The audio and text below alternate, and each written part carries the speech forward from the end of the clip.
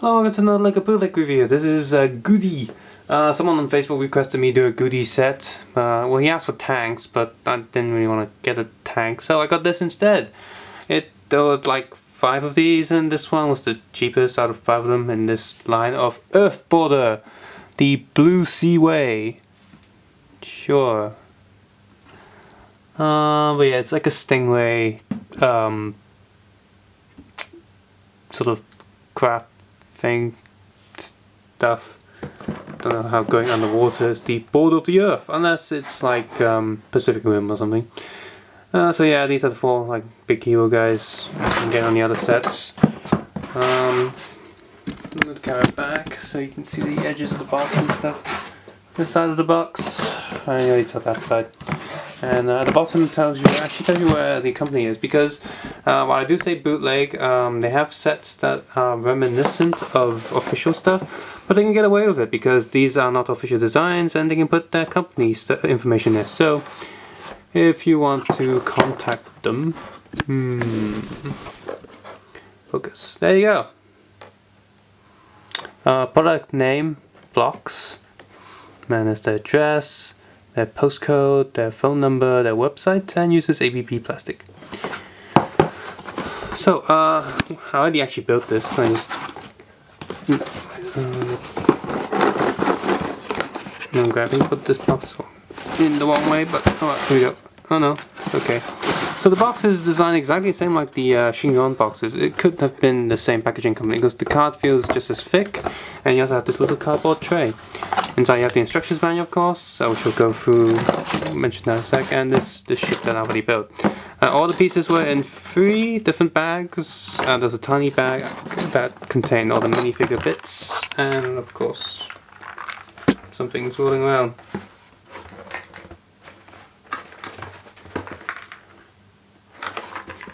I must find out what it is.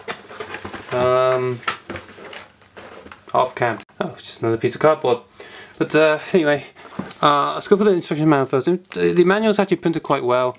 The paper's quite thick. It's a bit too shiny for my taste. But the actual instructions itself, they compress a lot of steps. And the colors aren't always that accurate on the book, so it becomes actually quite hard to build this thing. My fun level during build was not that high, it was actually quite low. I was like, what the hell is this? I'm missing pieces, and no, I'm not missing pieces. No, it turns out it was missing steps, and I was like, what the hell? Well, oh well. But, well, let's hope that the actual toy is better, and is it? Well, this whole thing, I'm just gonna assemble it back into one piece, sort of one piece. Okay, let's just talk about what it looks like. It's definitely got that stingray thing going on, and while during build this piece will be loose. After you secure it, it's fine, doesn't really fall off anything. It's not the most secure thing, but you know, you can flap it around and it won't fall off. It's quite sturdy, and I think I put this piece in the wrong place. Down one, there we go. And you got this transparent gate here, which is really tight, but it opens and closes. Also weird choices where I swear there's a piece missing there, but no, the instruction says that there isn't. These 2 cannons are just sort of stick there, and these guns. So yeah, these wing bits are probably the loosest bit, especially when it's meant to have like a articulated joint. Not too secure, but it would do. We also have this tiny thing, which I guess someone could sit on it, but it also looks like it's slightly reminiscent of the mini shield ship aircraft thing. So kind of looks like it. They just altered it, but enough so that it looks nothing like the original thing. Yeah. So the plastic quality, well, everything snaps in really well. There's no pieces that feel too tight or too loose, so it's got a good clutch. And they've even printed their logo on the plastics. The plastic mostly are shiny. The colors, for the solid pieces, the colors look almost identical to Lego, but the transparent pieces, for some of the blues, look slightly different, more clean, not that word for that special blue. So yeah, and this whole thing, it feels pretty solid and good. The corners are quite sharp, so if you're giving this to kids, do be careful. Might want to sand it down or melt it a little, just a little bit. And but it comes down to the thing is, the designer tried, I guess, and I can see this being okay if it was different colors, but I cannot agree with the colors right now. It looks a bit tacky, to be honest, and looks sort of messy. If there's a story behind this, like they're in a world where, you know, resources are limited and you're just gonna put everything together with the leftover resources, then I can sort of make sense, but there's no story with this, so this thing just feels messy for no reason. I got these, I don't really agree with the straight corners on the back here. I know it's just the back, but you know, seriously, like round it off with some round pieces or something.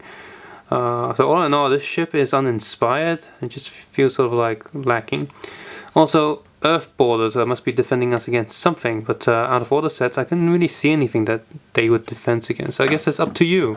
Okay, if you have like extra big action figures or something, I don't know.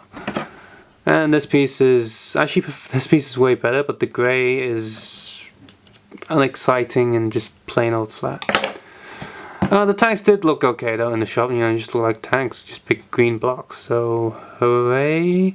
The minifigure fares a bit better. The knife is quite sharp and made out of hard plastic, so do be careful. I just about to cut myself. Not on this, I must be at work or something. The minifigure is pretty solid again, pretty durable, even has the actual Lego leg connections and arm connections, so shoulders also rounded off, so out of all the bootlegs I've seen, or Lego copies from China, this minifigure is pretty much accurate to, you know, Lego shapes, and you know, Lego molding, it's accurate. No print on the back body, so it feels like older Lego. But this have a front print. Her body front print is kind of simple. I really should zoom in now. There we go. Simple print, but it's sharp. But also feels a bit bland, just like the actual set. The face is a lot better. You can definitely might want to consider using these as spare heads. It reminds me of Poison Ivy's face without the green. So definitely copy that face from somewhere. Yeah, the figure is pretty good. And finally, the figure does have a gun, which is you know, an actual gun, so that's good. You know, it makes it different from Lego weapons and such. So that's all fine and dandy. And let's stand somewhere on the ship. You stand there. There you go.